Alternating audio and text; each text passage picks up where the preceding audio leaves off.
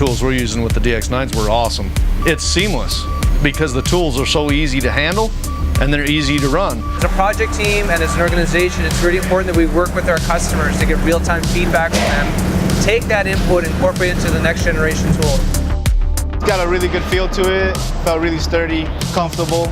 They come up with a narrower handle, which is better now. Instead of operators feeling the impact in their shoulder, now it's going to be spread to their elbows, so it's more of a natural movement when you're using the tool. You compare that tool to puddle welding and bent over, it's no comparison. Welding is so hard on your hamstrings, and I go home, my back would be so stiff. And then I seen this, and I was like, man, I gotta learn how to do that. It's a lot easier to train a guy on Hilti versus welding. You take your shot, you take a look, use your card if need be. Welding, normally one guy doing 10,000 square feet welding. Hilti guns, some people doing maybe 20,000, 50,000. That's more production in welding.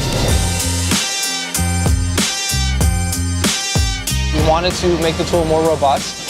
So there's about 120 different parts that have either been changed, upgraded, or modified. They also have a digital service indicator on top, which hopefully will give our guys more insight into what the tool is doing. It allows us to get feedback from our guys, which guys are doing what, how much they're doing. So now we're giving the customers real-time diagnostics on when the tool needs to be cleaned. Give the operator more information at his fingertips to really see, what's happening with his tools. We're taking the decking tools digital.